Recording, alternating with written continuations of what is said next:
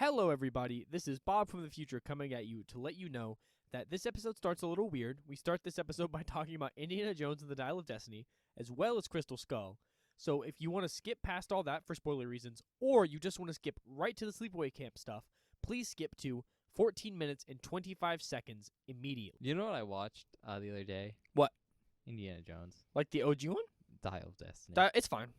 It's not great. It's fine. It's not great. Okay. I got out of that movie, Bob, because I was watching it with my friends. And I turned over to my friend and was like, you know what? I'm going to go watch a good Indiana Jones till now. I'm going to go watch Crystal Skull. I said it as a joke because I was like, you know, this film wasn't great, but it's fine. There was things I liked about it, Yeah. but it was okay. Mm-hmm. It was just a little off and it was a little boring. But I decided to put my money where my mouth was yesterday. And I put in Crystal Skull, right? Because I was like, I haven't seen this movie since it came out. It's god And awful, I don't dude. remember remember a lot of it. Mm-hmm. Bob, when was the last time you saw it? Oh, when it came out. Bob, it's not that bad. In Really? fact, I think it's a better film. No fucking way. Swear to God. No fucking And you know way. I do this podcast, right? Better film. There's no fucking way. Yes, there is. No way. I hated Crystal Skull when it came out. Same. I didn't think it was that great. Hindsight, not that bad. In fact, kind of enjoyable. That's insane. I know. I think it might be like a societal, like, subconscious thing where we all started shitting on it. So our memories are like, oh, it's the worst film ever. Bob, I remember it being awful. no, it's not that bad. Like, okay, hear me out. Obviously, I don't like the premise. I think it's We've talked about this before.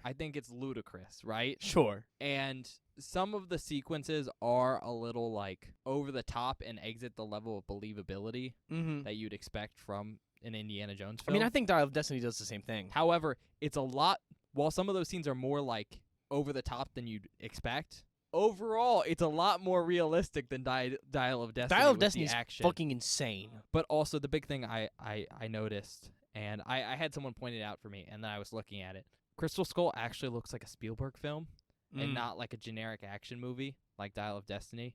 I see. Because Dial of Destiny did the very modern movie cinema thing, where you just get multiple camera angles of the same shot, Mm-hmm. so you can cut a bunch of scenes. Crystal Skull is still shot like a Spielberg film, Where it's all one shot. where it's all the big one-shot Mhm. takes and a bunch of stuff like that, which is great. And that alone makes everything look so much better. Like, objectively, I think Indiana Jones is doing the same amount of, like, stunts, but they look so much more impressive in the long action takes. Yeah. It just, I guess what I'm trying to say is that I think the Dial of Destiny has a better, like, hook for, like, the Dial of Destiny. I think that's a much better, like, Indiana Jones style, like, MacGuffin. Sure. But overall, I think somehow Crystal Skull turned out as a better movie. That's upsetting. Also, like, it does the Russians, which Mhm. I love Nazis as a bad guy. Yeah. They're a much better. I just want to see these people die because they're Mhm. bad guys, and so that was kind of cool to see again. But the Russians in that film are so much more unique because the film plays around with, and I didn't realize this as a child, but there's a whole like Red Scare subplot going on. Yeah. Mm-hmm. Cold War stuff. which is like pretty cool. That is cool. I enjoy Also, that stuff. Thing that occurred to me while I was watching that movie. You know how old Indiana Jones is in Crystal Skull? No, I don't know. Do you want to do a guess? 50-something, probably. Right. He's 57. Yeah. How old do you think he is in Dial of Destiny? Oh, he's probably like 60, 70. He's 69, Okay. which is fine, except he acts 80 in that film. He's ancient. But he acts like he's 57 in Kingdom of the Crystal Skull, Yeah. which is fine. My issue here is that when Kingdom of the Crystal Skull was filmed, Harrison Ford was essentially the age Indiana Jones is in Dial of Destiny. So it's very disappointing that we don't get Yeah. the same level of physicality. Mm-hmm. That's fair. Anyways, I will say that was my main. because that was a big thing for me. And then I was thinking about it, and I was like, I think it's the cuts that make it look worse than it is. Yeah, probably. Also, his son is not as bad as I remembered. Really? I remember Yeah. hating him. He's not that bad. He's not like the most enjoyable part of that movie. I will say I like the side characters in Dial of Destiny pretty okay. But Like, the he kid's had- pretty okay, and Oh, the kid is so bad. really, Oh, he's the worst. And the girl is just like, she's fine. she's fine, I hate how evil she is. but she's just like not likable at all. Yeah. And also kind of a Mary Sue. Yeah. but in a not fun way. Also, they because she's keep not killing all Indiana likable. Jones' friends. Yeah. That's really sad. Yeah. Also, the ending sucks. Yeah.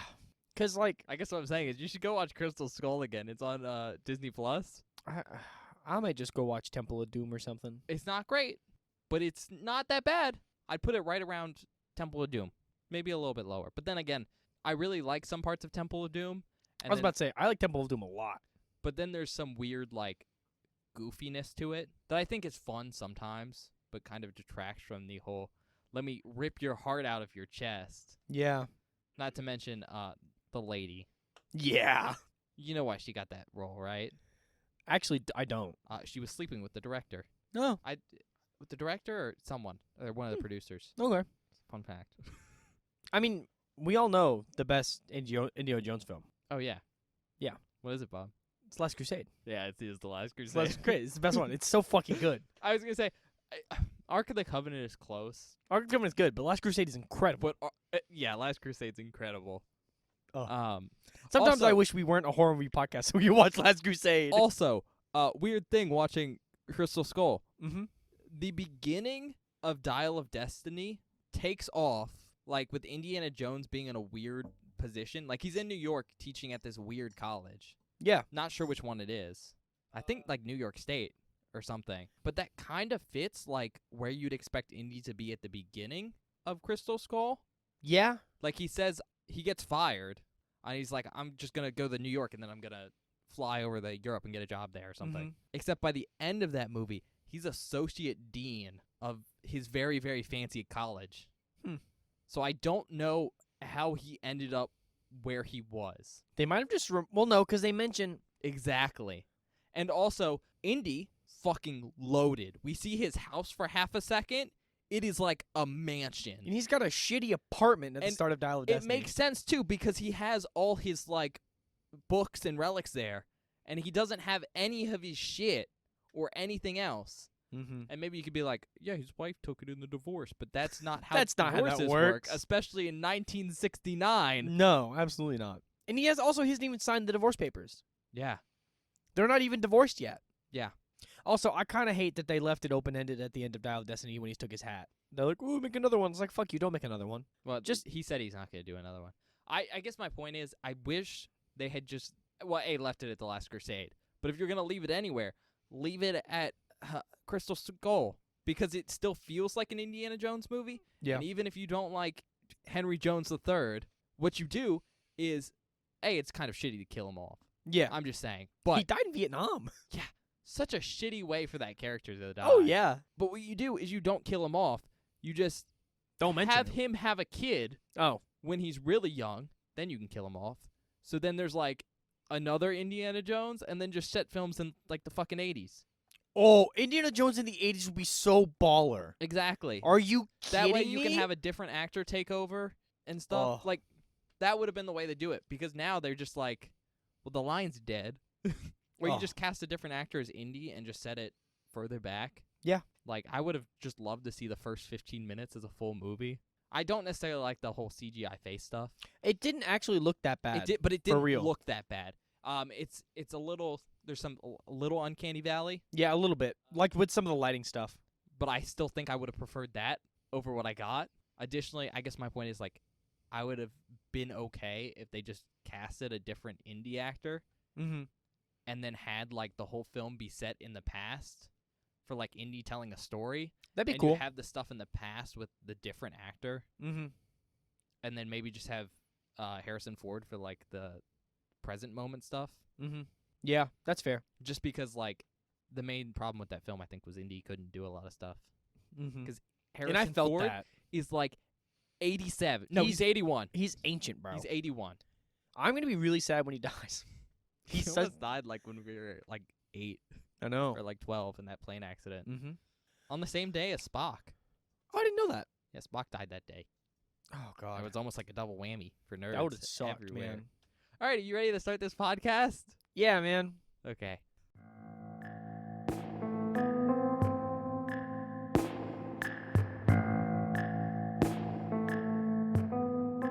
Hello, everybody. Welcome to this convention prep episode of Beware the Board, a horror podcast where we watch a randomly selected horror movie every week.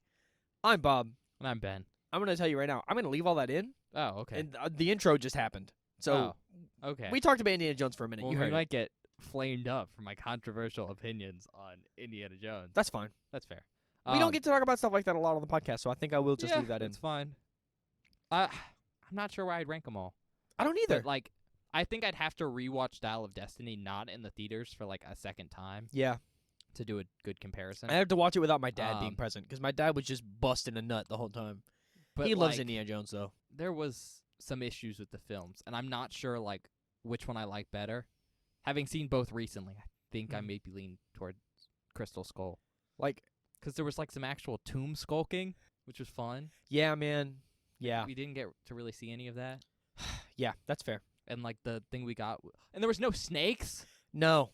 I was upset. We There got were sea snakes. Stupid CGI eels! That was bad.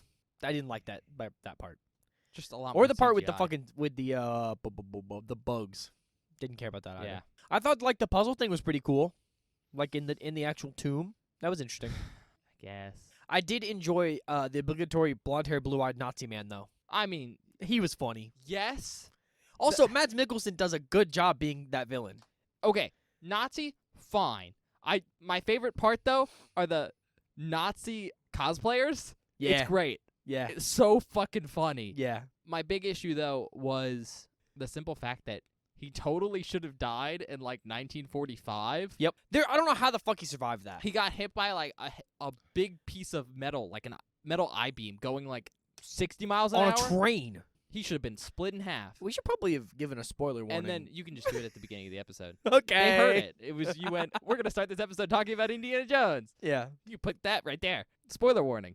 Anyways, yeah, he totally should have been chopped in half. Mm-hmm. But I knew he was going to be the Nazi villain because he was the only other character there that was like de-aged. Sure. So it just made sense. I assumed it was going to be some man somehow tied to that man. No, just like, but he was de-aged and also the biggest actor there That's true. besides Harrison Ford. Yeah. Like, you know what I mean? But the de-aging thing really gave it away for me. Honestly, I didn't even notice. Oh, I was just looking for it Fair enough. because I was like, probably. Well, I didn't know any of like the trailer stuff, so I didn't know who the I villain hadn't was. either. Really? I was just like, I'm pretty good at spotting like weird CGI stuff like that Mm-hmm. just because I'm training my eyes to do it. But like, he was de-aged, so I knew it would come back. But it was just super weird because like he just flat out died, and then Yeah. he comes back and he has no visible wounds. I expected some scars on his face or something. At the very least, well, because it looks like he gets shot right in the face. Yeah. With like, what was that, an AA gun, something Mhm. like that. But the real big thing for me is I thought he would at the least have like a cane or something. Yep. Because of like broken That's back or something. He got fucked up. But no, perfectly fine. Literally fine. Also, the big guy in the film. I love seeing a big guy in an Indiana Jones film. Yeah. Disappointing death. Yeah. Big guy had disappointing death, but creative. Yeah, creative, but in the lamest way possible. It was very lame. It was also a kill. I'm going to say this right now. It's a kill that Indy still could have done. Yeah. Which would have been nice to see because I think Mhm. that's like the only way Indy could get away with killing that big guy. Oh yeah, except that with a big gun. guy is insane. And so the fact that he didn't get to do that kind of sucked. And, you know, the character who did that was, I think, the weakest in the movie. Fair enough, man. Because, like, his only purpose was to be there at the ending to facilitate The end. the end of the film. Which is insane. basically the wrap-up. Not even he didn't facilitate the conclusion. No. He was just there to, like, make sure everything wraps up in a bow. Basically, he was the transportation home. Yeah. And he did not need to be the transportation home. Could have been literally anyone. Literally anyone else. It could have been that random guy in the plane with him. Mm-hmm. That was a weird thing that happened. That was a weird thing because that guy immediately starts flying afterwards. And so it's like, what was your purpose? You were just in the plane, I guess. Okay. You Anyway. ready to start? Yeah, let's move on from Indiana Jones. I guess that's the thing we're talking about this episode. Yeah, it's going to be Sleepaway Camp in the Dial of Destiny. All right, you ready? Yeah, Ben, what are we doing today? Well, if you couldn't tell from my name right there, we're watching Sleepaway Camp, which is super exciting because I love this film. I know you love this film, and you know what? I have a controversial opinion. Not my opinion. I didn't say this. Don't flame me for this. Jesse said it's mid. Jesse went, Actually, I don't even know if he said it's mid. I think he straight up said it was bad. I thought I respected Jesse as a person and his you know. movie opinions, but that is a bad opinion. 'Cause like, look, this is a cult film, so it's one of those films that was like panned upon review by like critics. Mm-hmm. However, it has a cult following now because like there's some issues with this film. I'll say that it's a little bit funky, and so if you're being like super critical from like a film critic's role, I can understand giving it like a not so great rating.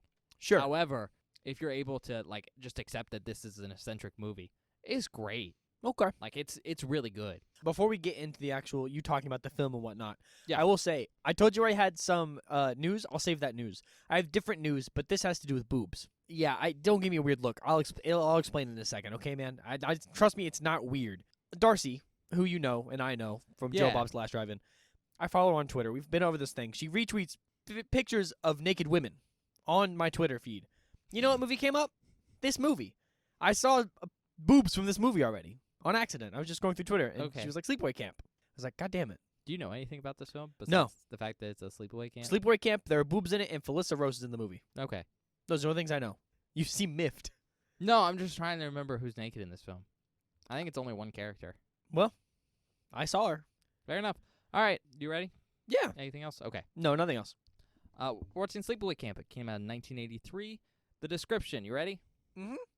Dear Mom and Dad, you won't believe what happened at Sleepaway Camp. Okay. Uh, That's pretty good. like, it's an hour and 24 minutes long. It's rated R. Review scores. IMDb gave it a 6.2 out of 10. It's not bad. Tomato meter, 81%. God damn. Audience score, 60%. Okay. Let's fucking go. All right. I'm excited for this one. Not only because you love it, but because this is our first foray into the camp slasher genre. I guess We it haven't is, done yeah. any like camp movies yet, and this is our first one, so I'm very excited. That's a fair point. We'll eventually get to Friday the 13th, but I mean, not Eventually. eventually. Who knows when we'll get to that, though.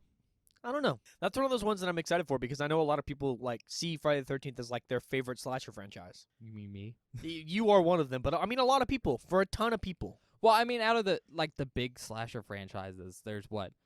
Chucky, or Child's Play, Yeah. which is good, but it's kind of like its own thing. It's not necessarily super similar to like a traditional slasher. Sure. There's Nightmare on Elm Street. Which I like the first one a lot. You seen the first one? Mhm. Just the first one? Yeah, just the first one. And Freddy vs. Jason. I've seen Freddy vs. Jason Yeah. as well, And then there's Halloween, which I like. which is okay. I like 1, 2. I think 1, 2, and 4. Yeah, but let me put it this way: there's a bunch of movies, There are a bunch of movies. and you can't just judge it on the best ones. You know what I'm saying? I wish I could. And then you can maybe consider Leprechaun. I don't want to But consider those Leprechaun. aren't good. No, we've only seen the first one. It's not good. I'm dreading when we go back to it. You liked it so much when we watched it, though. Well, I didn't look. It wasn't as bad as I thought it was going to be, but in hindsight, I'm just going, God damn, I don't want to watch another one. I of don't know. those." You kind of hyped it up, and I was so done. You were pissed the whole episode. Not good. I know. It's a bad movie. I know. It's cheap, but in a not fun way. You can be cheap and fun. Exactly. All right, you ready for notable actors? All right, Felissa Rose as Angela. She played Kathleen in Victor Crowley. We just saw her. Yeah, I we used that did. role. She's in a bunch of stuff. She's in so much stuff, man. She's one of those actors who like did a horror role and has just embraced it. Like that's what she's known for, and it's great. You see her in a bunch of like cult films. Jonathan Tiersten as Ricky. He played John Dosey in The Perfect House. If you're curious, he does a lot of music stuff, Oh, that's cool. so you might look him up afterwards, Bob. Oh, okay. Good to know. I don't know if it's your type of music stuff, but like that's what he's done a lot of outside of acting. Okay. Karen Fields as Judy. That name is familiar. Probably shouldn't be, because she was really only in one other thing, which was a short called Judy. Oh, And I she don't know was why Judy that and name is Judy. familiar to me. Christopher Collette as Paul. He played Paul Stevens in The Manhattan Project. Interestingly enough, he also does some voice acting. Oh, okay. I was like, let me see if there's anything Bob would know him as, Mhm. because I was like, maybe Bob knows him from something. And I was looking, and I was like, oh, he's in Pokemon, Oh, like the animated series. yeah. And I was like, well, I wonder how many like stuff he's in for Pokemon. And let me pull up the exact amount because I didn't write it down because I was like, Is that's it absolutely insane amount? Yeah. Okay. I think the big character he's known to play is Steven Stone. It's one of the. Is that a gym leader? I think so. I didn't really watch a ton of like Pokemon. It's later stuff because he's been on there from like 2000 to 2022. See, I watched a lot of early Pokemon, but nothing like recent. Fair enough. That's Also- when we were in the age range. Collected a ton of cards when I was a kid, like a metric fuckload. Now, I didn't write it down because he's only listed for like 3 roles. Like if you click on him, Yeah. he only comes up for Steven Stone, Shrine Guardian, Manning Crowd 2, Nice. which is objectively not a lot, but he's credited for 644 episodes. Oh so my I'm god. not sure what he does on that show, like specifically. He might do Pokemon noises. He might do Pokemon voices and like voice acting for a lot of like smaller characters. Side stuff, yeah. But yeah, God bless. 644. That's a fuckload of episodes of only, like, Pokemon. 200 or so less than like Ash. Jesus Christ. So I thought that was cool. That is cool. Moving on, we have Mike Kellen as Mel. I played Mr. Hayes in Midnight Express. Catherine Cammie as Meg. She was the mother and the occupants. Paul D'Angelo as Ronnie. I thought this was pretty funny. He also played Paul D'Angelo in Waitress, which I believe is a trauma film. Okay, that's funny. Thomas Evandel as Mike. He played in Jerry in Under the Bed. Desiree Gould as Aunt Martha. She played Nurse Maylard in Tales of Poe. And then finally, Robert Earl Jones as Ben. Now, does that name sound familiar? No. All right, well, first of all, he played Luther Coleman in The Sting. He's done a bunch of acting stuff. But he's also, and this is why it should sound familiar, James Earl Jones' father. Oh! You know what I was thinking? I was like, who is that? Name is really familiar. James Earl Jones, that's why. Mm-hmm. Mm-hmm. That's cool. And who's James Earl Jones, Bob? Darth Vader. And? Oh, I don't know anything. I know he just does sorry, stroke. I know he does Darth Vader. That's about it. Simba. Oh, I forgot. Yeah, the original voice of Simba in The Lion King. Not Simba. He's the dad. Yeah. What is it? Not Mufasa. Is it Mufasa? I believe so, yeah. Yeah, it is. I got Scar and Mufasa mixed up for a second. All right. Writer and director is Robert Kiltzik.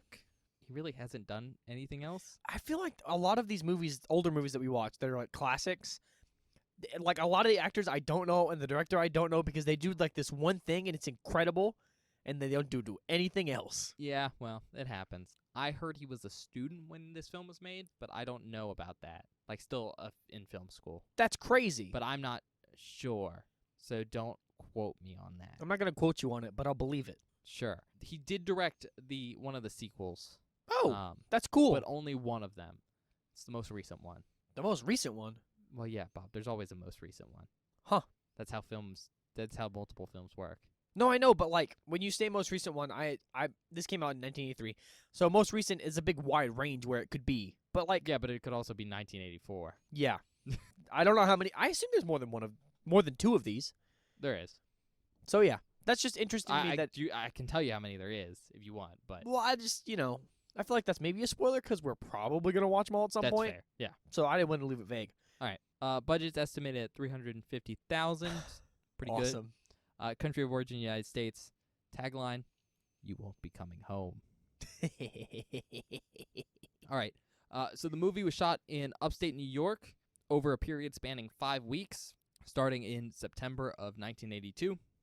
Okay. Specifically, filming took place in Argyle, New York, near Summit Lake at Camp Algonquin, which I don't think is there anymore, but that was attended by the director as a child, apparently. Okay, that's cool. And then, yeah, that's it. That's all I got. Isn't that where you went to that wedding, upstate New York? Mhm. You could have murdered up there, sleeping in those cabins. I could have murdered up there. No, been murdered, not murdered up Oh, there. well, I could do both. Okay. The Jesus. killers don't always survive, Bob. Most of the time they don't. They should all die in a fire explosion, like Michael at the end of Halloween 2. Except Except he doesn't. he came back. I hate it. I hate it. Is that all you got? Yeah, unless you want me to mention convention guests now. When I'm gonna be really honest, this is like 19 or whatever of these. I don't remember when we usually do that. I think it depends on when we feel like it. You know what? We'll do it right now, so we don't forget. Yeah. All right. Christopher Collette, Okay, Felissa Rose, nice. Karen Fields. Okay. You know who that is, right? We just kind of went over Yeah, this. yeah, we just Okay, went cool. over it. Catherine Cammy and Thomas E. Vandal. It's a lot of people. Let's get to it. All right, we'll see you guys in a minute.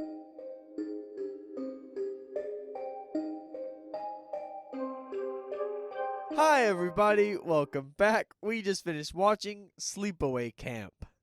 You had a good time, Bob? Yeah, it was good. I had I laughed a lot. I laughed a lot more than I was expecting to. Oh, Like- yeah. It's funny. It's a fun film. Yeah. A lot of 14-year-olds cursing like sailors, and it's Oh, yeah. so funny. And it's a little bizarre, like I said. I don't even think it's that weird. There is some bizarre choices made sometimes. Sure.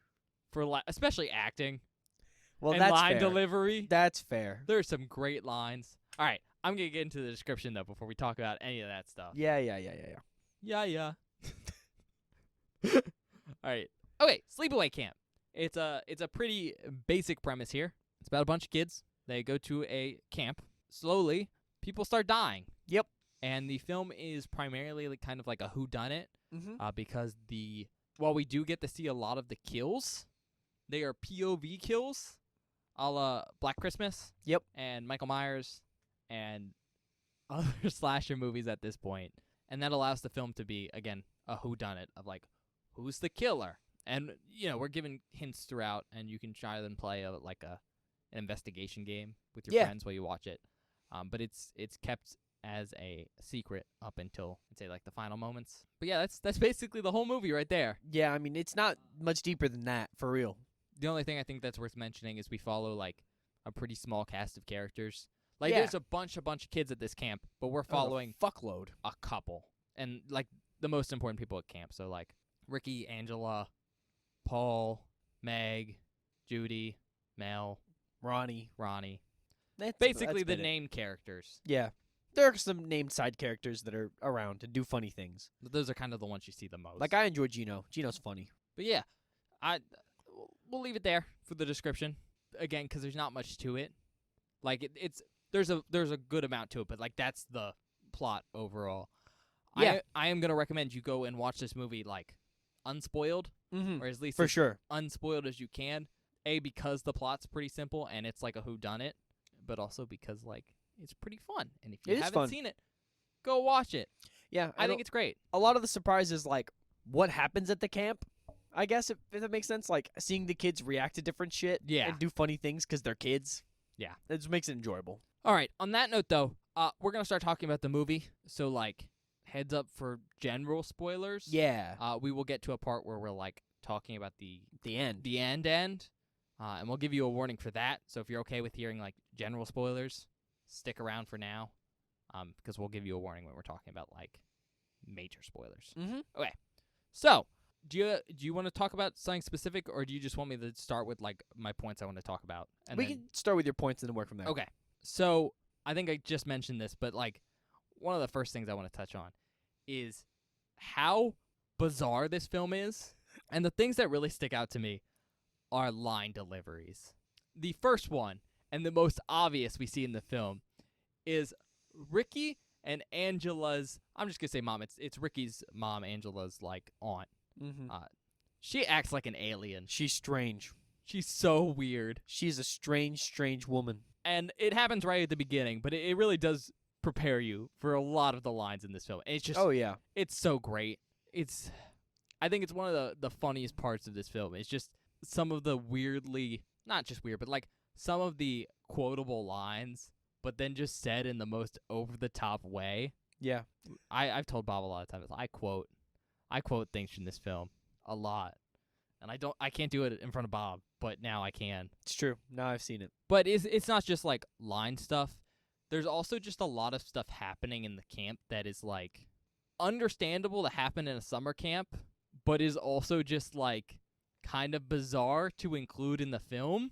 Like there's a whole sequence where a bunch of kids just play baseball, and that's normal in a movie, except there's multiple dissolves and then they come back to still playing baseball. To show that a lot of time's passed, and I think the whole baseball sequence is like a good 5 minutes or so, Yeah. and it's entertaining. Oh, it's funny. Because there's good lines in there. Oh my god, it's funny. Probably one of my favorite comebacks of all time is the "Eat Shit and Die," Yeah. which is responded by to "Eat Shit and Live." It's great. So funny. One of those things I like to quote. I think I've literally heard you say that before. You have. Because I didn't think know you what it was told me from. to eat shit before, and I said yeah. eat shit and live. And there's like just a bunch of stuff like that where it's like, this makes sense at a summer camp, but is not something I necessarily include in a movie. Okay. I will counter you with this right now because I think while you're right, you're absolutely correct. I know I am. But it absolutely works for the way this film is set up. It does. It works for... That's the thing. All this bizarre stuff totally fits the tone of this film, which is like this kind of unique, almost Twilight Zone-esque like feel to everything. Yeah. Everything feels so real but so fake all at the same time. Yeah. And it's great. I love it. It's I do part too. of what makes this movie so good, but it's just bizarre. Like at one point there's a bunch of kids having a water balloon fight Yeah. But on the roof of a cabin. I was about to say they're not in a normal location. I literally cut to it and I go, are they on a roof?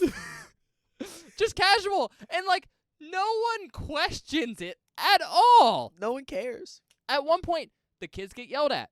Not for being on the roof of the cabin throwing water balloons, but because throwing water balloons at people could like poke their eye out. Yeah. That's the problem. That's the problem. So I mean I think that's just, it's so like, you can tell the writer was like, I went to summer camp. This is the shit that happened there. Yep. But at the same time, maybe shouldn't have included that. Oh, yeah. I mean, that's the type of shit that happened in my summer camp. Oh yeah. Like, kids got in trouble for doing dumb shit like that all the time. It was Mhm. awesome. Which I think is a great like stepping off point into like the other really, really great part of this movie. And that's the fact that unlike most films, the kids in this film are actual kids. They're Yeah. not just like 18, 19, early 20-year-olds that are acting like, 16, 17-year-olds, but like legitimate children. These are like 14-year-old kids. Yeah, most of the kids we focus on are 14. There's occasional 16, 17-year-olds that are Mhm. also like Around. centered. But then there's also like a bunch of like little kid extras running around. Yeah. Like 8, 10-year-olds and stuff. And then like the early 20 counselor people. Yeah. And then old man Mel. Yeah, everyone is the age their characters actually should be in this situation. Yeah. And first of all, it's great. I Mhm. understand why most films don't do that. There's like some logistical issues and legal issues shooting with children, and also like you can't necessarily always expect them to do good like line deliveries and everything. Yeah. But it really sells that this is an actual summer camp. Oh, yeah. Like this movie would not be as good if these were like very clearly not children. Mm-hmm. But the best part of all this is that all these kids behave like actual kids at a summer camp. It's awesome. The way they talk, the stupid shit they do, it's so reminiscent of actual stuff you'd see at like a sleepaway camp. I mean, Bob, you went to sleepaway camp, right? Oh, yeah. I did. The way these kids talk and Absolutely. the stupid shit they do is totally Every other stuff. line is one of them telling someone to eat shit or fuck off. Ricky spews curse words, but it's in the most, I'm a 14-year-old and I'm trying to fit as many bad words into this little sentence as I can Yep. kind of way. Oh, yeah. And it's great. It captures the feel of going to a summer camp. It And absolutely does. I think the best way possible. And it really does make the parts of this movie that aren't just like a whodunit killing scenes super fun to watch. Mhm. So like I have the experience of going to a sleepaway camp, you do. So I'm not sure like how much of that is like personally vibing with me and how much of that is just like these are actual little kids, but I think it works in both situations. Yeah, I think so. It's so good. It's such an accurate portrayal of both kids and summer camps like that. Oh, yeah. Next thing I want to talk about is the musical score and stuff for this movie.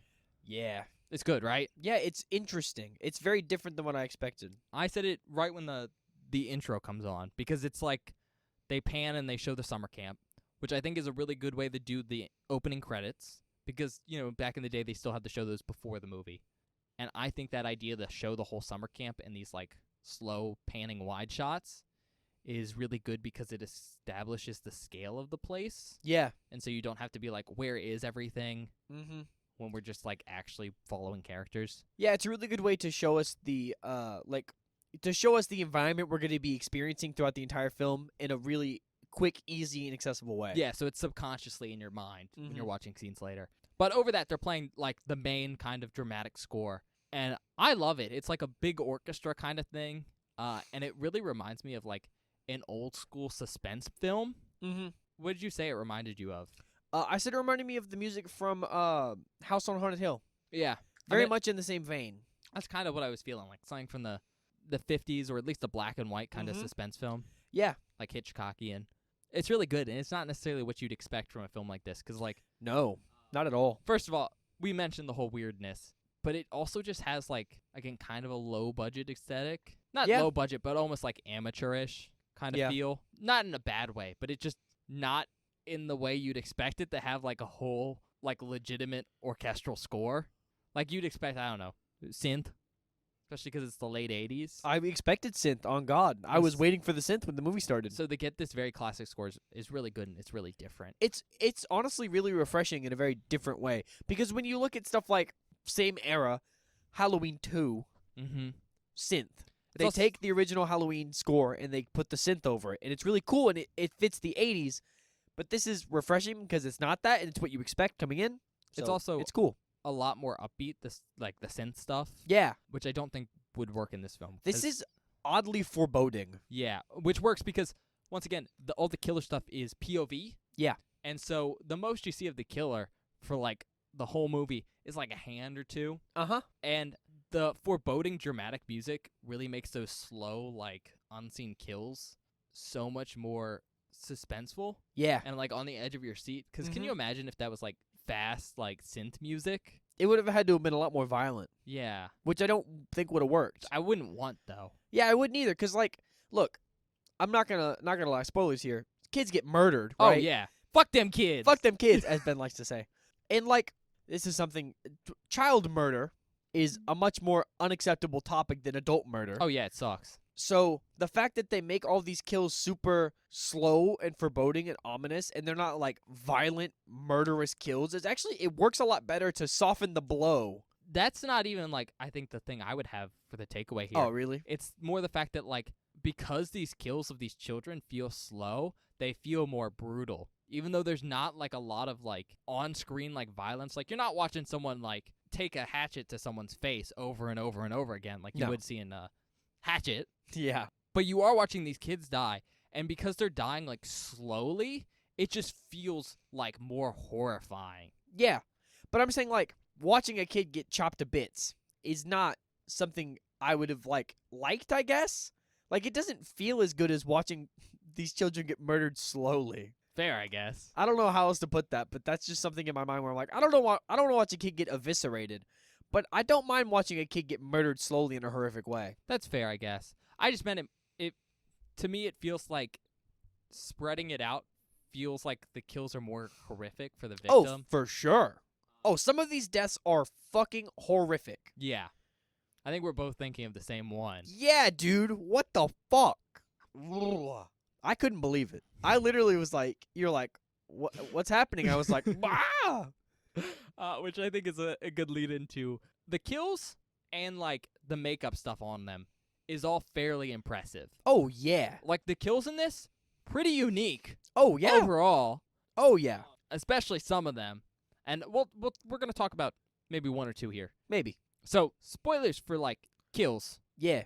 I don't think we're going to name who dies. No, But we're talking about mode of death. yeah, and I think I'm gonna talk about just two of them because they're not like too big of deals. There's one I'm not gonna talk about. Not gonna talk about that one. Oh, really? well, no, I think that one's cool, no, though. I'm not gonna talk about this one. Oh, God. That one fucked me We up. can talk about this one. Because that one's cool because, like, Sorry, we'll- guys, we'll we're, talk we're about it in a second. pantomiming yeah, it's really hard to just visual jokes. coordinate with each other when we can't say anything. All right, so I guess we'll talk about three of them. So Sure. Hi, everybody. This is Future Bob coming at you to let you know that we're about to talk about the kills in this film and how they happen. Not necessarily who dies, but specifically the practical effects and how the kills occur.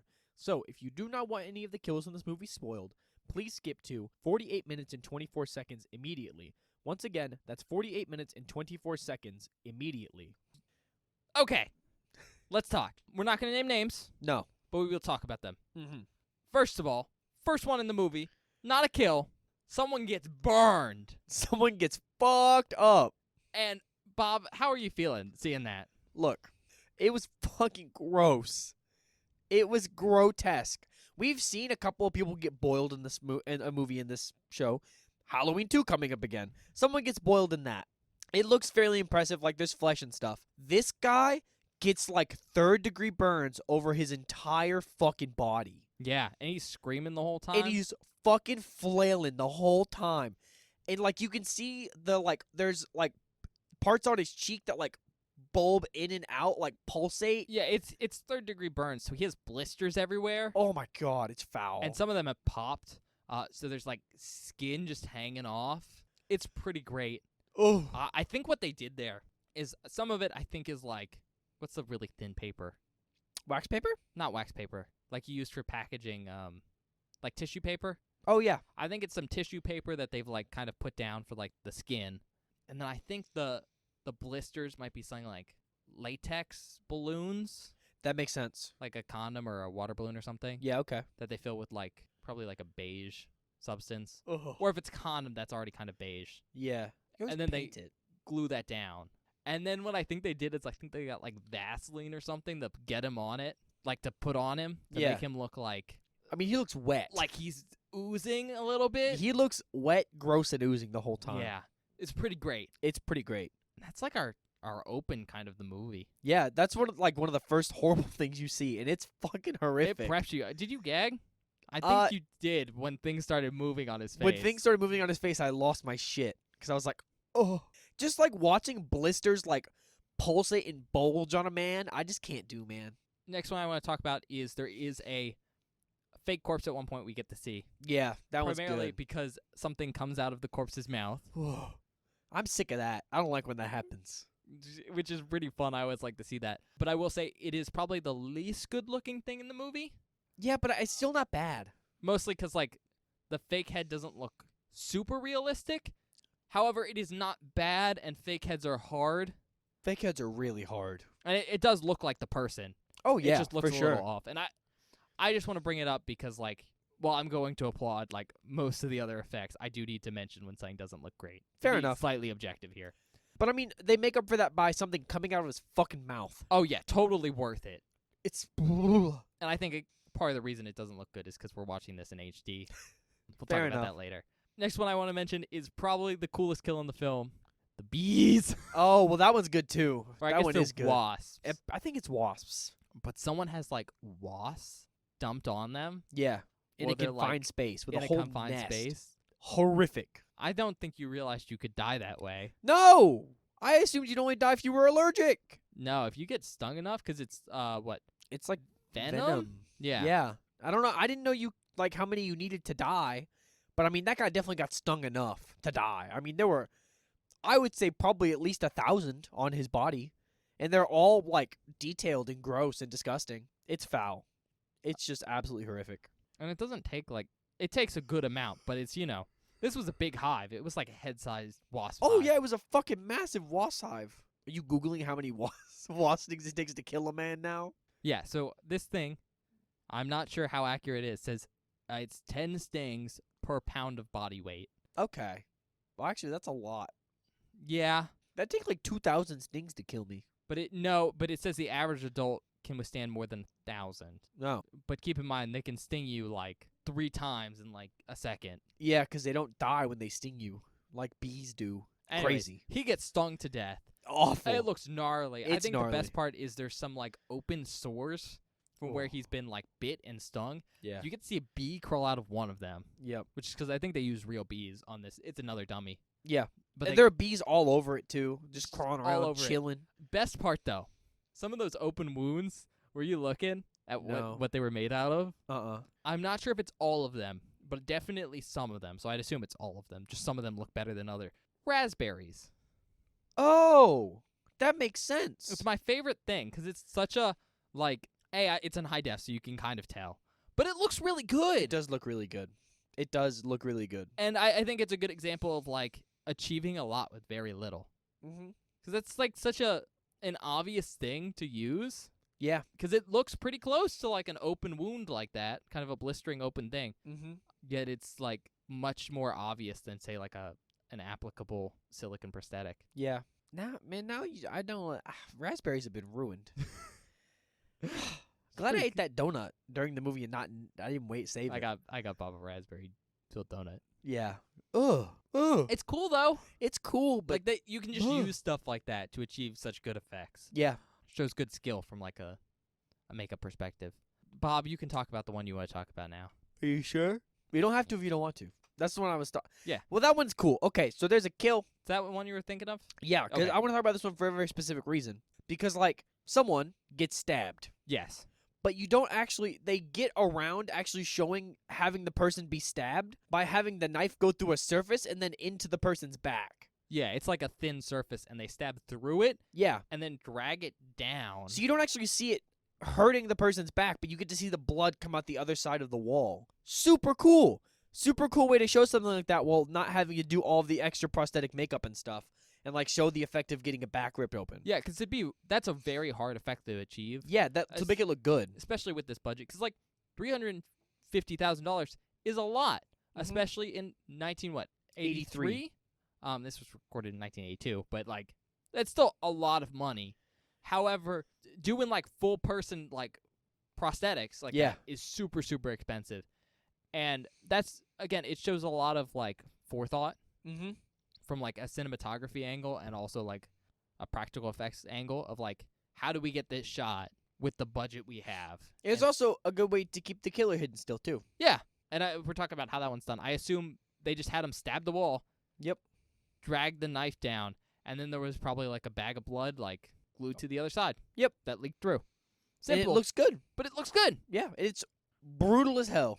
And then, as with all the kills, sometimes we don't see the victim die again for like shooting reasons, Mm-hmm. but we do get to see the after effects, and we do get to see the body afterwards. Yeah, It and looks it has a decent. good stab wound down the back. It's great. Yeah. I just wanted to quote it, but that was to give away who dies. Yeah, that's one of my favorite lines. So good. I don't even want to say good. It's ridiculous. It's the way the person says It's it the when they way- find the body. yeah. Ugh. Ugh. It's so fucking obscene. Kind of want to say it. No, no, no, no, no, no, no, no, no. Well, hint: if we ever see another character name this on Mm. any other film It's true. from this point on, I'm going to say this line. You know, we could watch a movie that's exclusively about a character named that. Yeah. Yeah. Oh, God. That episode's going to be full of shitty jokes. And then I think the last one, because Bob isn't even thinking about it. Someone gets shot in the neck with an arrow. Oh, yeah, well, that one's awesome. That one's so fucking cool. Really cool. Just because it's super fast. And It's just like a frame of an arrow, and then a frame of an arrow in the person's neck, and then they just go, "Ah," and then die. It is awesome. yeah, I thought you'd want to talk about that one. It's just so, like, that one is one of the ones that's, like, not brutal, but just, like, sick as hell. Yeah. Because it's like an instant death thing of, like, fuck you, arrow in the neck. Yeah, there's most of the kills have a slow build up, and that one's just boom. Bam. So that's pretty cool. All right, we're gonna go back to talking about other things. So, Yeah. hey, Hi.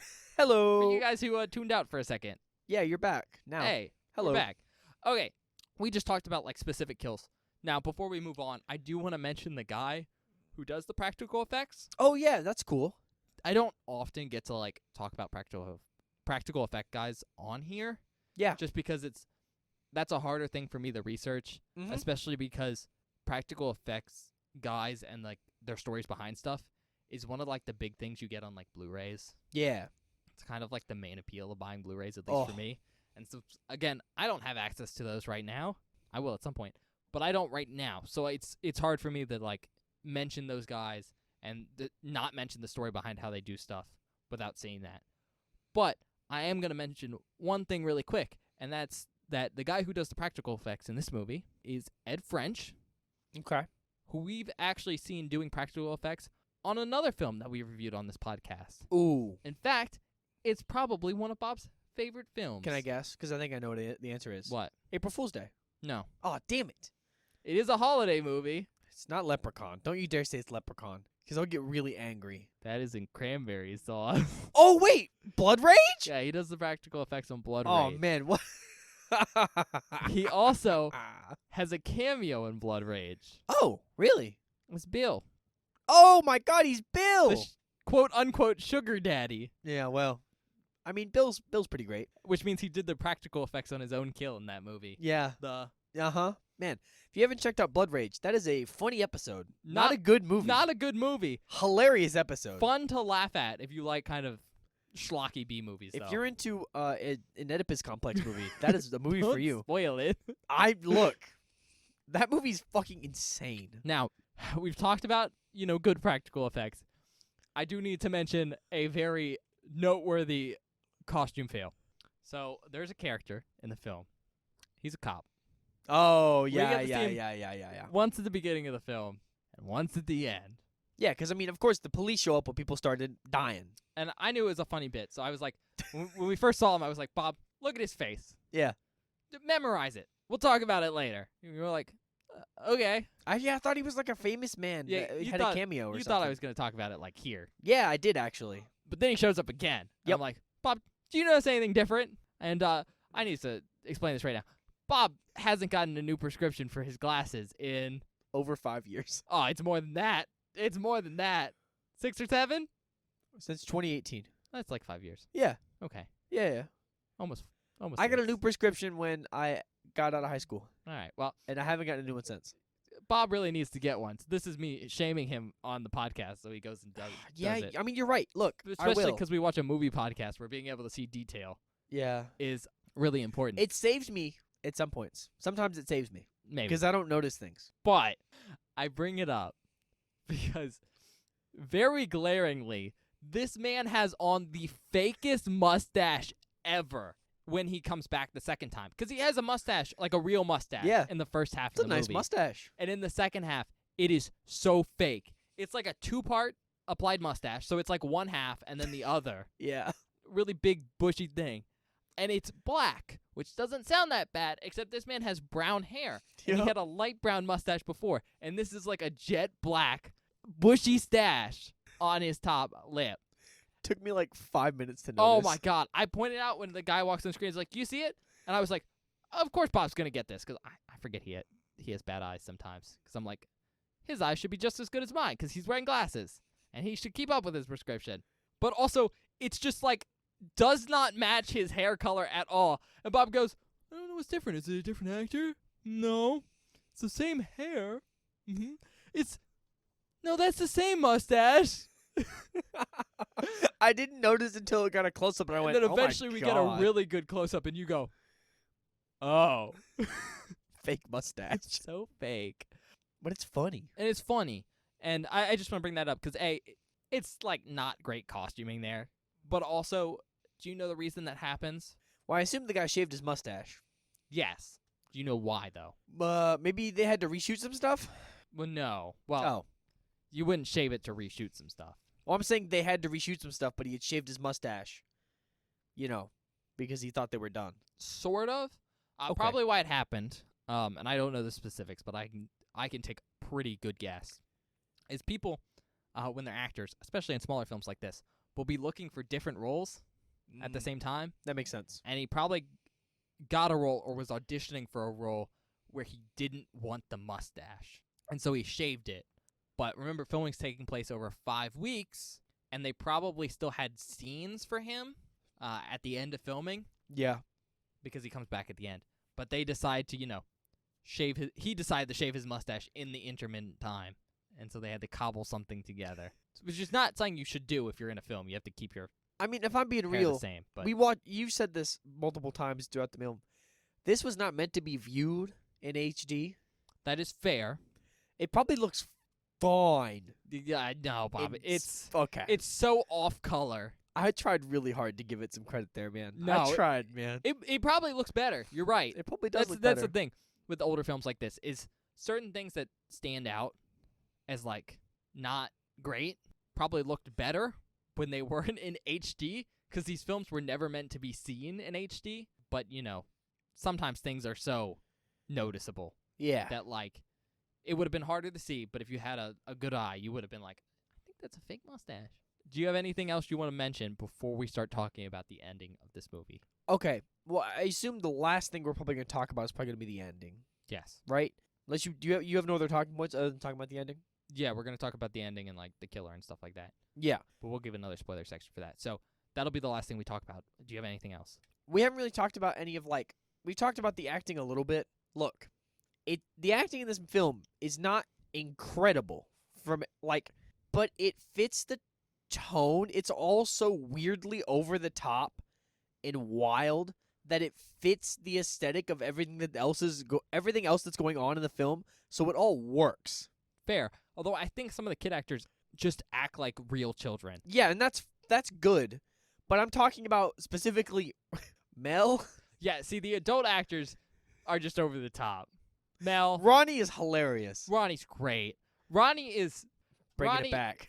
just a himbo. Yep. He's just this big buff, like, how'd you describe him? I don't remember what I think you said. just said peak 80s Chad energy. Oh, yeah, he's just a peak 80s Chad, man. But he's just like a big kind of like bodybuilder guy. Yeah. Like, he's always wearing a weightlifting like shirt. He's also always working out in the background of shots. Yeah, just randomly and by himself. And most notably, and the way you could discern him as from anyone else in the film is, this is in the 80s. So, like, all the guys are wearing really short shorts, Yeah. but Ronnie's are egregious. Ronnie is basically in his underpants. Like, there is multiple shots where you can see the whole outline Of his dong. of his dong. Insane. But he's not a sleazeball. He's actually pretty nice. No, he's nice. Ronnie's a good guy. I think he might be stupid, though. He is stupid. He's stupid and nice. Good combo. He tries. He tries. But no, like, I don't know. I just wanted to mention that, like, these are not masterclass performances, but they're so fitting for everything that's going on in this film that it works and is really fun. Everyone sells it. I mean, Yeah. Judy's a good example. Oh She my- sucks. She She's sucks. such a bitch. wretched And person. I love it. She does such a good job, the actress. Karen Fields, Yeah. great job. Yeah. Same thing, Ricky. Yeah. Well, Ricky's Lucy just good at Rose. slinging curse words, which is hilarious. Oh, yeah, Jonathan Tiersten throws his all into just being a really irate boy. Come and fight me, you fucking pussies! Get the fuck off that roof! It's so incredible. Great. It's hilarious. Because I can imagine a 14-year-old actually getting mad about what's happening and telling him to come down there and fight him. Mm-hmm. It's awesome. Yeah, it's all great. That's it. Okay. All right. So we're going to now talk about the ending. So, spoiler warning. Bob will give you an actual one in a second. I'll give you another spoiler warning here. But after that, we're going to go straight into our recommendations. Yeah. Okay? Hi, everybody. This is Future Bob coming at you for the third time this episode. Not intentionally. This is just how the editing worked out and everything. But if you do not want any major spoilers about the end of this film or any other major spoilers like anything at all, please skip to 1 hour, 16 minutes, and 22 seconds immediately. Once again, that's 1 hour, 16 minutes, and 22 seconds immediately. All right. We're back. Man. We're going to talk about who the killer is here Mm-hmm. and what happens at the very end of this film. You know what I just thought about? I'm sorry. What? There's something that happens in this film that I just didn't, my brain didn't even connect. Okay. You can tell me what you just connected in a second. Okay. What has to do with, yeah, you'll see. Okay. Talk about it. So first of all, I'm just going to talk about the whodunit here. It is a very interesting film because they don't show the killer's face. Mhm. But they leave a bunch of hints throughout the film for, like, who the killer is. And right off the bat, you can tell the killer's related to Angela and Ricky, Mm-hmm. both because they're, like, the main characters of this film. But also, I'm not sure if you realize this, but all the people who died are people that, like, were fucking with Angela, Mm-hmm. and then Ricky got really pissed off at. Yeah. Is that the thing you put together? Yeah. Oh, right now? No, that's not okay. what I'm talking about. And so, like, you pretty much know off the bat, since we're focusing on these kids, and the people who keep dying are related to them. Yeah. The killer's probably related to them. I think for a little bit you thought it was the aunt. I said that. Yes. Yeah. I said that out loud. I went, that lady's weird. Maybe she's over here killing people. But I don't think so because, like, obviously we only see her at the beginning, really. No, but I just thought it would be really fucking funny. It would be really fucking It would funny. be so funny. Not necessarily great writing. Could you imagine getting killed by that lady? That's scary. Really funny. However, I'm just gonna say right now, the very obvious like red herring killer here is Ricky, Yeah. and very quickly, as we approach the end of the film, it becomes more and more obvious that the real killer is. Angela. But they do try really hard to sell that it's Ricky doing the killings. Oh, yeah, they try. But, I mean, I knew. Yeah. But I think they do a good job selling it. I mean, like the back half is Mel getting super, super paranoid and Mel is freaking out that like it's 100% Ricky, Yeah. and he's known for a bit, but he didn't stop him. I should have stopped him. He And should have since we're- stopped him. Since we're in the mega spoiler section, he gets really, really mad because not you, Meg. Not you, Meg. Because apparently Oh, God, yeah. he was macking on one of the counselors who's like, I hope at least 18. She was at least 18. I think all the counselors are at least 18. You hope. I hope. She was really into it for Yeah. some reason. Yep. And Mel's like at least late 50s. He's an old man. Don't get it. But she dies, and he's like, I should have known. I'm sorry, Meg. So ridiculous. And I mean, he does, I think, a good job helping sell that red herring. Yeah. I mean, obviously, if you've seen a lot of slashers, you know there's always a red herring. Mm-hmm. I mean, I think you already know that by Yeah. now. Just from, like, common tropes of shows. But, like, part of what really sells it is at one point in time, they show the killer. Now, once again, this film was never meant to be seen in HD. Yep. And so when they show the killer, you're not really supposed to be able to see who it is, and you're only supposed to see that it vaguely looks like Ricky, but could maybe still pass as someone else. Specifically, it could potentially still pass as Angela, Mm-hmm. because they do look pretty similar. However, if you watch the film in HD, it is so obviously Ricky. Like, you can straight up see his face and that he's kind of wearing a wig, Yeah. but his hair is still mostly the same. And I want to bring that up because, like, it kind of covers up. Like, it really sells the red herring now in HD more than it should have yeah, that's back fair. in the day. Because they straight up show you, oh, there's the killer. Oh, it's Ricky. Yeah. Which I think makes the reveal at the end kind of weird because it's not Ricky. But I do think it's kind of like a benefit of this being in HD. I mean, I'm going to be honest. We've talked about this. I need new glasses. That happened, and I went, I don't know who Yeah. that was. It starts to happen. I'm like, I'm sorry, Bob. I'm just gonna let you know that this wasn't meant to be seen in HD because I was gonna like let it sell you and trick you into thinking it was Ricky again. I was like, It I don't know who didn't that work 'cause was. Bob can't see it. Yep. I went, I don't know. Vaguely someone. But I do think that's interesting of things kind of working in Hell. the favor of the movie now. It could have been Paul for all I knew. Ronnie, Not Ronnie. not Ronnie. He might be my favorite character in this whole film. He's incredible. But I just wanted to mention some of that red herring stuff. There's also another really good one that the killer's always using this knife. Yeah, that is a good red herring, actually. I think it's probably done on purpose, but we do see that same knife Mhm. earlier in the film In the boys' cabin. in the boys' cabin, and we do see that Ricky knows where it is. Yep. It gets taken from some kid named Mozart who tried to stab another kid because they were Yeah. pranking him. So assumedly, like, I assume you'd be able to tell that that was the same knife Mhm. on VHS. So you can see it multiple times later on. And Yep. So you'd be like, ah, it's Ricky. But no, it's Angela. And how that's revealed is throughout the whole movie, Angela's kind of had like a summer romance brewing with Paul, Yep. who is like Ricky's best friend at camp. Mhm.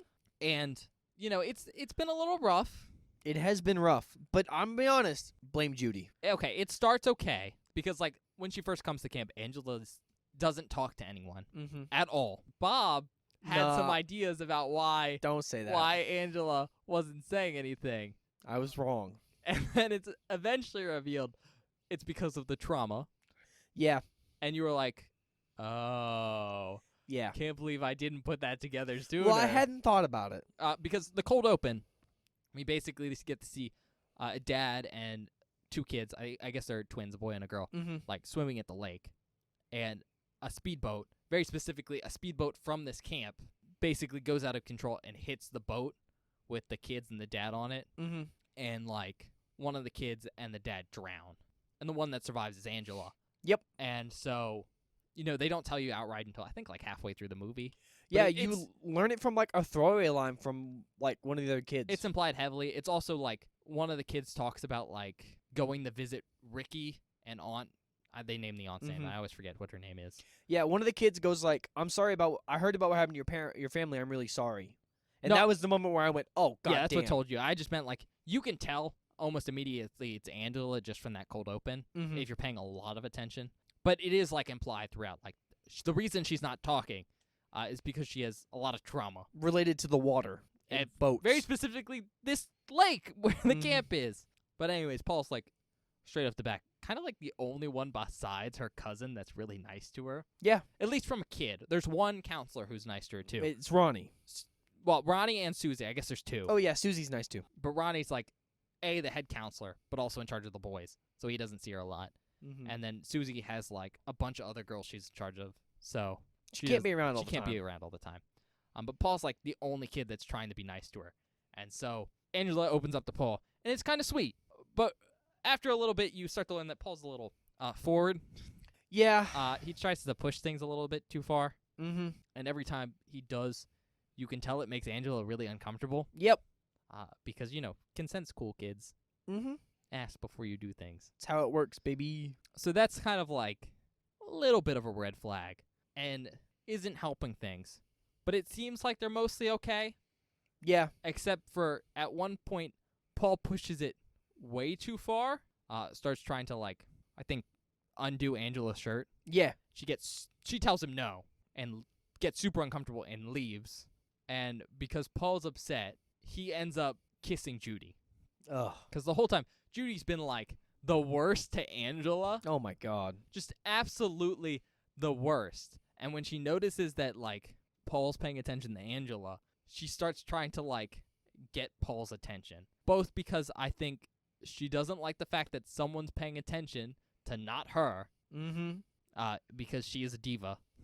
Absolutely. Which is super interesting because it's implied that she was not like that the previous summer. Oh yeah. And then she just kind of, like, went through puberty. And now she's like, I can pull. I feel weird saying that, but, like, that's, I think, No, that is the thought exactly what process. happened. because she used to be steady with Ricky, like Yeah. the previous summer. But anyways, the other reason I think she's trying to, get Paul's attention is she also just wants to be mean to Angela. Yep. And so she eventually convinces Paul to, like, start making out with her and stuff. Mm-hmm. And Angela sees. And also Ricky. Yeah. Sucks for both of them.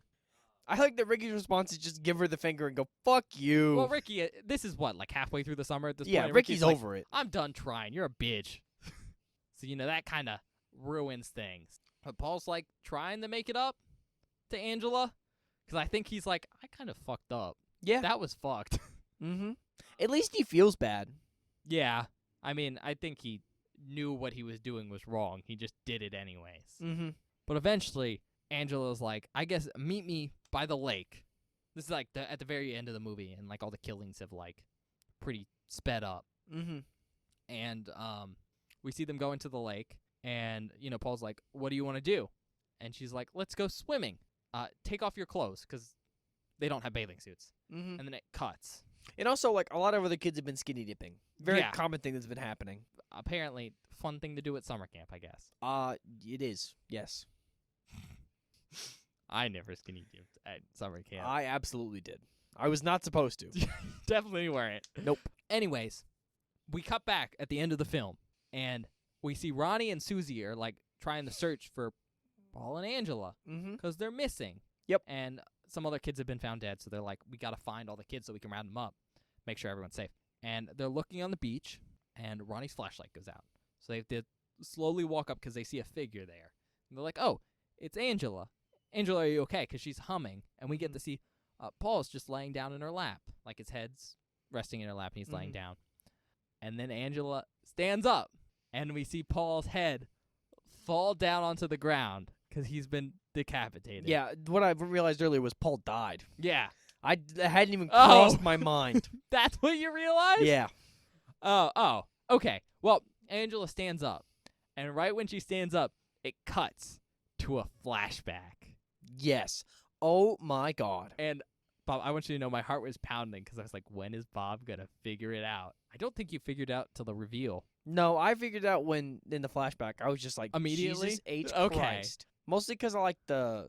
Well, yeah. We'll talk Yeah, about so there's a something. kid we don't see their face, but their head's wrapped Mm-hmm. because it's the survivor from the boating accident, and they got hit on the head with a boat. With a very dangerous thing. Yeah, and it's the aunt talking to the kid, basically about like we've adopted you and stuff. Mm-hmm. It's like, yeah, Angela, like it'll be nice to have a girl around the house. Oh, Angela's such a pretty name. Don't you like that name, Peter? Mm-hmm. So yeah, the survivor of the boat accident was the boy, Peter, and so the Aunt Martha, Oh God. because she already had a boy and she always wanted a little girl in the house, forces Peter to live his life, assumedly from what, like 5 or 6 From a very young to age. like 13, 14, Yeah. as a girl named Angela. Angela. And so when Angela stands up, she turns around, and the big reveal is Angela is standing there, like mouth agape, Covered in blood. covered in blood. We hear this like weird moaning sound. The score's playing in the background, super dramatic. And then it pans out, and we see Angela's penis. Yep. Which, if you ever heard us reference that Felissa Rose is called on by Joe Bob to be the penis expert. Yep. This is why. That's it. But yeah, it's so out of nowhere. It's out of nowhere, but it explains so much other shit in this film. Yeah, like they peter out hints throughout the film. Mm-hmm. First of all, it explains the cold open. Yes. I mean, obviously, you can explain the cold open away of, like, this is why Angela has trauma, Mm-hmm. but it now explains the importance of it, Mm-hmm. especially because when you see the kid that's still alive, you only see the back of their head and the bottom of their hairs in the water, so you can't tell which kid it is. Yep. Which is a weird shot in hindsight. It also explains there's a scene where we get to see the kids again, and I don't know if you noticed, but they're looking at each other, pointing at one another, and then the camera spins to imply like they're switching. I didn't catch that. That's good. There's other references to the fact that not only does Angela not swim, but she doesn't shower at the same time the Yep. other girls do. And I want to note this because this is my read of this. It might be why Angela's kind of uncomfortable when Paul kisses her. Yeah, that's what I was gonna say. It explains why she doesn't want Paul to take her shirt off, or Well- like why she's being weird when Paul wants to be intimate. Well, I just figured Angela, I'm just going to call her Angela instead of Peter because Yeah, that's how she is the whole Yeah. time, might not necessarily like boys. Yeah. And so she's trying to be friends with Peter because it's a boy around her age, Mm-hmm. but he's like trying to be intimate with her. Yep. And she's not comfortable with that. It also might explain why throughout the movie, Angela stares at Judy Yeah. for seemingly no reason. Mm-hmm. And my read for that is I think she's probably attracted to Judy. I mean, I don't know if you read that the same way. Yeah, it makes sense. But there's a couple scenes like Judy gets out of the shower and Angela's staring at her. yeah, just like it makes so many of the small things in this film make sense. Yeah, like there's little implications I think throughout. where It they- also is just hint like a at it. what the fuck But reveal. It's such a what the fuck reveal. Not only like the face and the noise, but it honestly comes out from nowhere. No one expects the penis thing. Mm-hmm. In fact, I think for a lot of people, they consider this probably the most shocking twist ending in all of horror. Just because it's pretty crazy. it's so what the fuck. I Mhm. clipped the clip, but you just opened your mouth and stared at the screen. Yeah, dude. Because it's not only the reveal that, like, Angela has a penis, Yeah. but it's the fact that they show it. It's the fact that they show up, but I was also just in a what the fuck, her aunt did that to her? Mm-hmm. That's fucked up. Yup. Fun, or at the very least, not so fun story about shooting the penis scene there. Oh. You know, originally they were like, why don't we have Felissa Rose, like, strap on, and then just stand there, Sure. seemingly That could nude. work. And then Felissa Rose's mom was like, no, the fuck, you're not going to do that. Okay. Because I think at Fair the time, enough. Felissa Rose was like 13, Fair enough. right? Fair enough. Let's not do that to a kid. And so what happened is they got a guy from the crew to do it. No. I think he volunteered, but slowly, as the shot came up, he started drinking because I think he realized what he was about to do, which was put on the mask of a little girl, Yep. get naked, and get filmed so people can see that. Mm-hmm. And he started to get less and less comfortable with the idea of doing it. Yeah. And so from what I've heard is by the time they got ready to shoot that scene, he was piss drunk and just openly crying Oh my because god. he was just like so uncomfortable with shooting it. That's crazy. And as far as I know, the guy's like never come out because he's like just such a bad time for him. I mean, yeah, like Also, it was cold that night. That's another issue here. fair enough. Like I just meant like to shoot in the nude. Oh yeah, Like late October at in that New point. York. In upstate New York. Yeah, Not a pleasant time. you know, And I just want to mention that because that always sucks. I didn't think that our first dong would be in this movie. First dong hung Angela's on dong. Angela's dong. It's a good way to break it. Now, I think before we move on to recommendations, the thing that needs to be said here is that the one issue with this whole reveal Mm-hmm. is it's not necessarily a great treatment of transgender characters No, in horror. not at all. Not at all.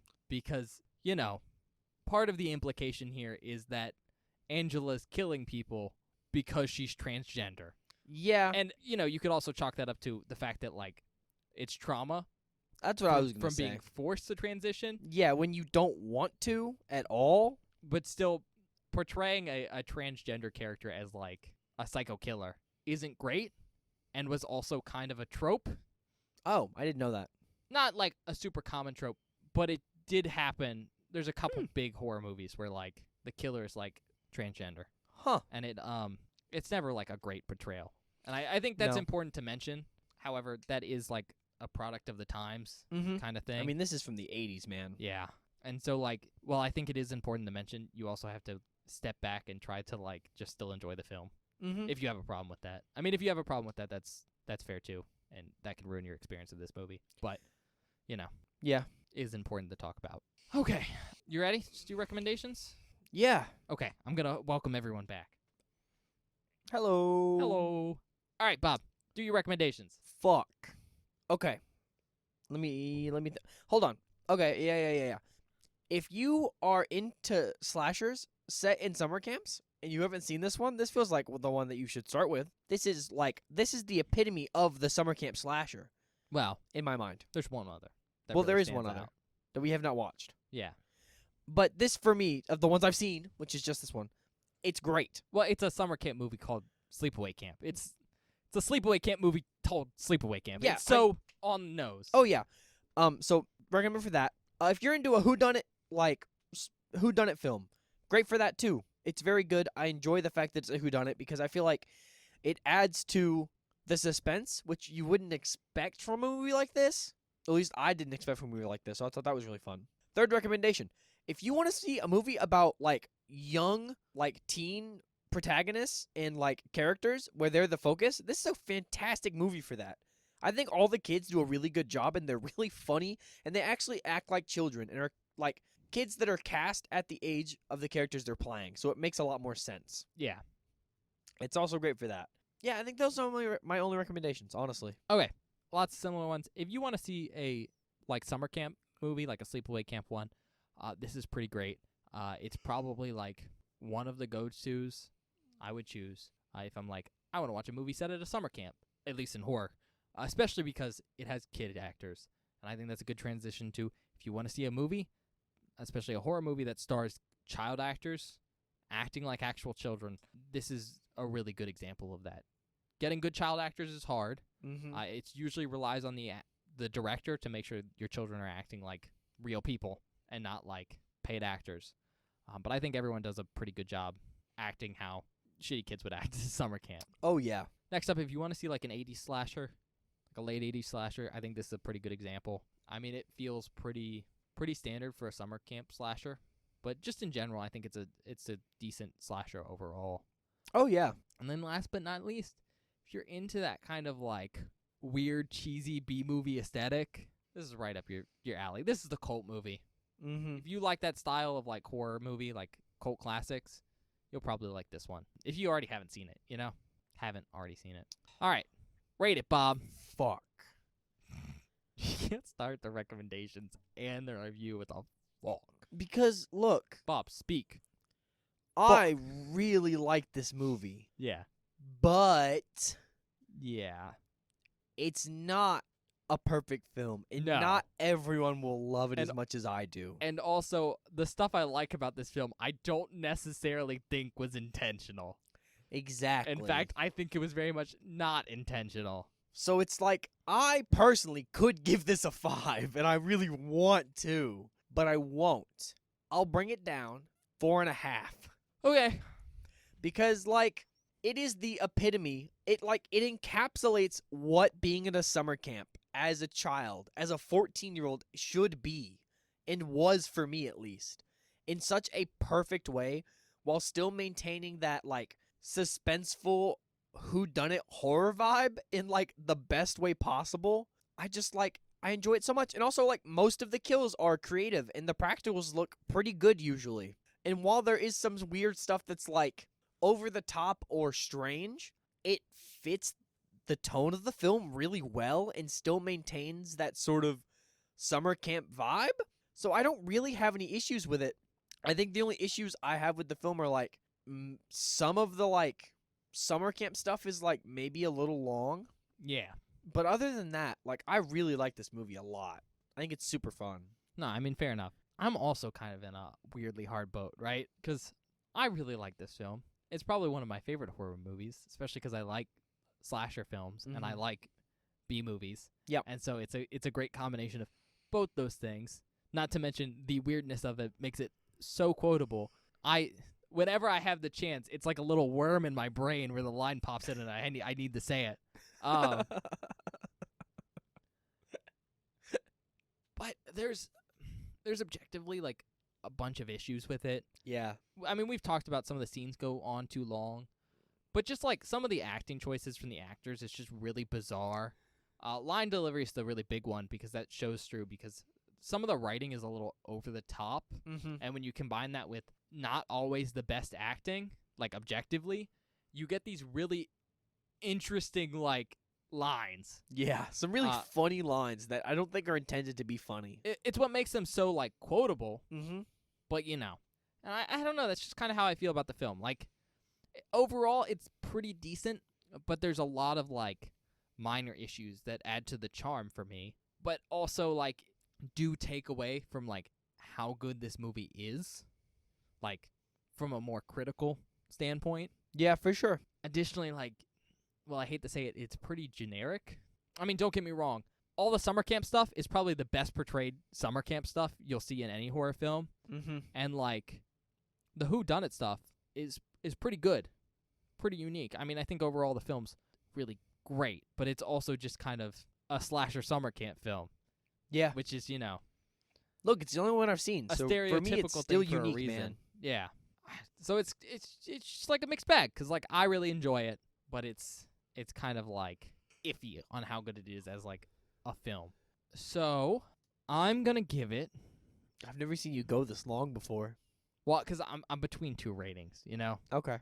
and I'm trying to decide if I want to be like more objective or I want to be nice. I think I'm gonna give it a 4. Nice. Okay, and I was between a 4 and a 3.5 because I think it meets expectations. Oh, like as yeah. a summer camp slasher film, and I do think like some of the really good stuff, like objectively, like the practical effects on the kills, their uniqueness, and also like the score and stuff, really does sell it to a 3.5. But I do think there's a bunch of issues that kind of keep it from being like a better film. However, this film came out, over 30 years ago now, and so we can look back on it. 40 years ago, Ben. No. 1983. Oh, 83. Yeah. 40 years ago. I keep thinking it came out in 1987. Why? I don't know. Okay. I think my brain's going, it's 1980 minus 3 instead of it's Oh, 1980 okay. plus 3. Yeah, you're right. 40 years ago. And so I think at this point and this day and age, most of us look back on this movie as like a cult B movie, and that has its own context to like expect kind of the weirdness of this film. Yeah. And some of those weird line deliveries. Like, you're not coming into this film looking for, like, a masterpiece. Like, you're not like, this is going to be a Halloween. You're No. like, no, this is going to be kind of campy and fun, Mm-hmm. a little bit funky and weird. And so viewing from that light, I'm going to give it a 4. I think I definitely rate it higher for my own enjoyment. Oh, yeah. If I was doing for my Jordan, I'd throw this 5. I don't know if I'd do a 5 just because, I like, lost my marbles. I think it's really great, but I do try to reserve 5s for like actually perfect movies. No, I enjoyed this film so much. But I might. It's 4.5, maybe 5 for just enjoyment alone. But we're gonna leave it at a 4 for my actual review. Okay, Okay. respectable. We're gonna go to the outtakes now. There was something I wanted to talk about. Oh, okay. This is, but I don't remember what it was. Oh. I thought in my head before we go to the outtakes, I want to mention something to Ben.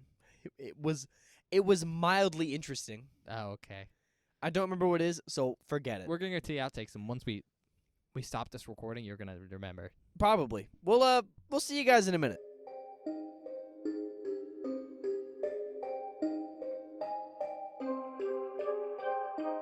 Hello, everybody. Welcome to the outtake section for this episode of Beware the Board. I hope you're enjoying our review of Sleepaway Camp so far. I really like this film. I think it's super fun, and quite honestly, one of my favorite films we've watched on the show so far.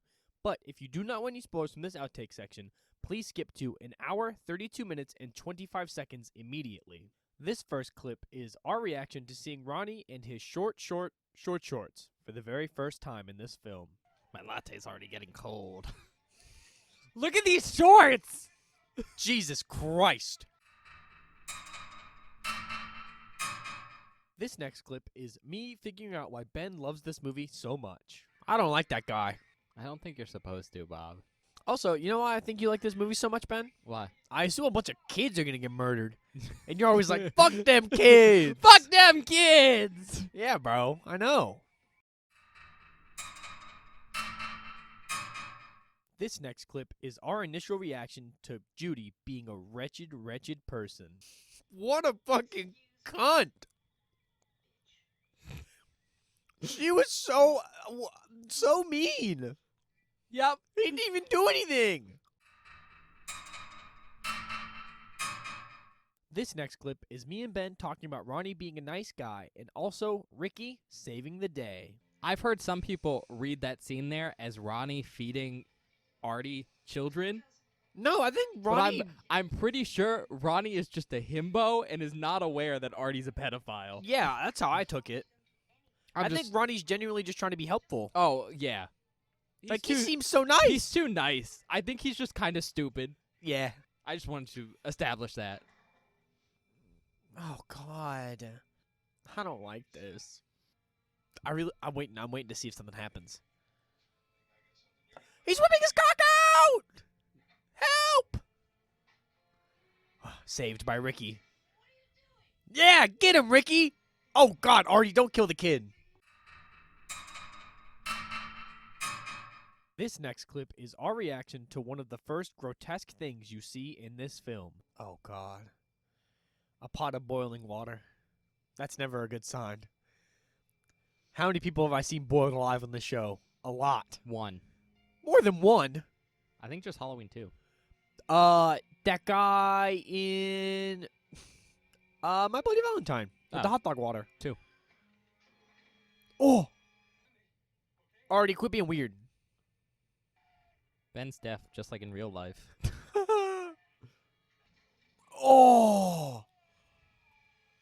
That had to suck. Oh my God! Holy shit! That has to suck for this guy.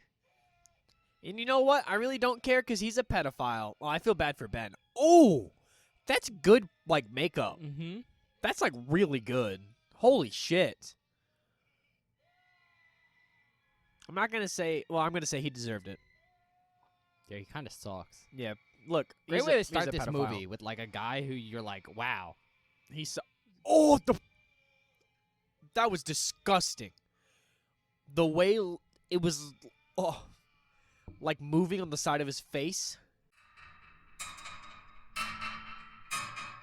This next clip is me finally realizing why Angela's been quiet at camp this entire time. Have you figured out why she's so quiet, Bob? You That's okay? fucked up. What? That's fucked up. It's because of the hashtag drama. I know. Now. I've just realized. It makes your previous comment very funny. Her dad and her brother died here. This next clip is our reaction to Angela finally breaking her silence at camp. Oh, She said something to him. That was nice. Paul was like, fuck yeah. Yeah, it helps if someone's actually nice to her for once. Yeah. And not just a wretched bitch like she's about to be. Wow. You know Judy so well already. Yeah, she's fucking furious. This next clip is our reaction to one of the dead campers' body reveals. Oh! Ew! That's a good fake body. It's also just watching a It snake doesn't crawl into his mouth. Look perfect, but No, but it's good. the snake is great. Yeah. This next clip is Ben and I's reaction to one of the more creative kills in this film. I mean, I don't see what's so bad about this one. Dude's just stuck in the stall. What if he wants to get out? I mean, sure. I mean, like, eventually. It's not like he's going to have Oh, never mind. any want to get out of the stall. This guy's gonna get fucking stabbed. He can't take a shit. Oh, is that a wasp nest? It might be a wasp nest. Oh my god. Oh, I hope he's not allergic. With a nest that big, being allergic is not the concern. Oh my god. Holy shit, this guy's getting fucked up. He got stung to death? Oh my god. Oh! That's fucked. This next clip is our reaction to probably one of the most iconic kills in this film. I couldn't tell who that was. Oh my god! They just like punched her in the fucking face. Oh, not the hair curler. Don't. That's a terrible thing to use on somebody else, man. Oh, yes, Bob. Oh god. And you know what the best part is? Oh god. What are they gonna do with it? I don't know what they're gonna do with it. It gets worse, Bob. There's no fucking way. Okay, well, of course you open it. Where do you think it's going, Bob? I don't know. I'll give you a hint. It was going down. Yeah, that's what I thought. Oh, god damn. That's fucked up.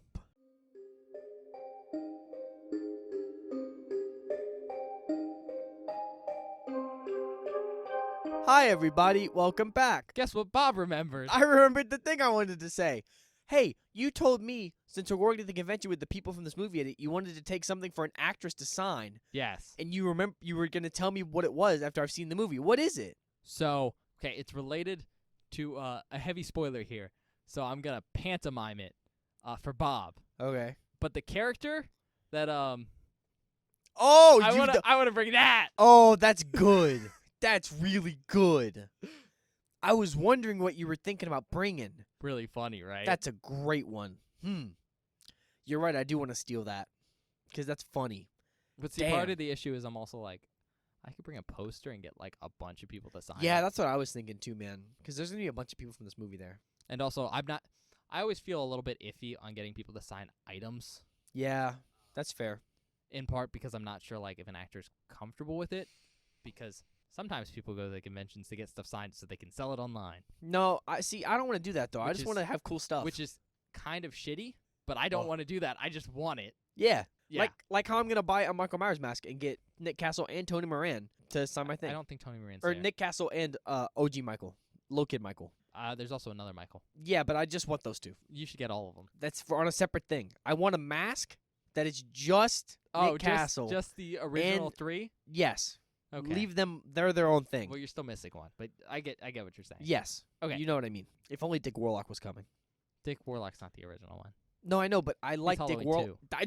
My favorite Halloween movie. You'd have to get you could get screen accurate masks for each film. But I don't want the 4 or 5 mask. Wouldn't that be funny? No.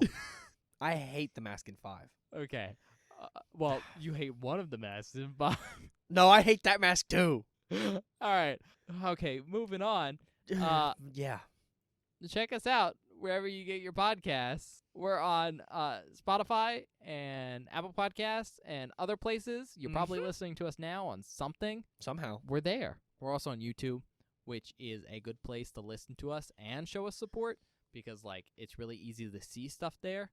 Like likes or subscriptions. You can also hit the notification button to, like, let you know whenever we post a new episode. If you don't have that set up for, like, Spotify or something. It's also one of the 2 places you can communicate with us at. You can do that in the YouTube comments section or with Bob over on Twitter. Let us know what you think of the podcast. Yeah, like Ben was saying, check us out on Twitter, @BewareTheBoard. It's where we post updates about the show, information about the show. Basically, anything you need to know about the show goes on our Twitter. On Monday, I post a spoiler post for that Friday's episode, which is basically a movie cover that's hidden that you can reveal to see what it is so that you can watch the movie before we do, so that whenever you're listening to the episode and we're being really vague about stuff, you know what we're talking about and you don't get any spoilers. Or you can yell at Bob when he spoils something. Look, dude. Be like, not you, Bob. I hate you. Why you spoil stuff? Okay. No, some people are going to get that one. Some people aren't. I've been trying to be better about spoilers lately. Not you, Bob. Yeah. Then, whatever day an episode goes live, I post the link to the episode on our Twitter. So if you've missed an upload or wondering when something went up, every single episode has a link on our Twitter. And maybe sometimes an associated meme. Just depends on if Ben gives me one that week or not. Last thing, check us out on TikTok and YouTube Shorts @BewareTheBoard. I've been posting short clips from the show. Never before. I can't even talk anymore. Such a long recording. Never before seen clips from the show. Basically, if you're into short form content and enjoy the show, check out our TikTok @BewareTheBoard and also YouTube Shorts. I think that's it. Well, no, there's one last thing. Oh, yep. Yeah. We have to announce what the next episode of Oh, yeah. Convention Prep is. Holy shit, I forgot we do that. We're not continuing with this franchise, guys. We'll cover that I'm a little sometime sad about else. that, to be honest. Instead, we're jumping to the next movie on our list. I'm not sure when that's going to be coming out because I don't think we've decided yet. It's basically up to how fast Bob wants to edit it. If he wants to release it on Monday or next Saturday. But I think you'll know because he'll have told you on Twitter. Monday. Probably Monday? Yeah, well, I'll probably put it on a Monday just to Okay. keep up with the schedule. Well, the next one that's coming out is Tucker and Dale versus Evil. Oh, hell yeah. I love that film. I've never seen it, but I've wanted to watch it. Like, okay, so, for those of you that aren't aware and are just now watching us for the first time, when we started the show, I didn't like horror movies. I was very scared. Bob was a fraidy cat. I'm still scared of many things. But he knows he has to do it now. Yeah, this is more of a commitment now. But, that was one of those movies that I saw that was on Netflix, and I went, I'm not really into horror movies, but that looks like fun, and I want to watch Yeah. it. So it's very exciting. So that'll be coming out on apparently Monday. So Yeah, I'll have look that forward on to Monday. that. On that note, we'll see you next time. Yeah, we'll see you guys next time.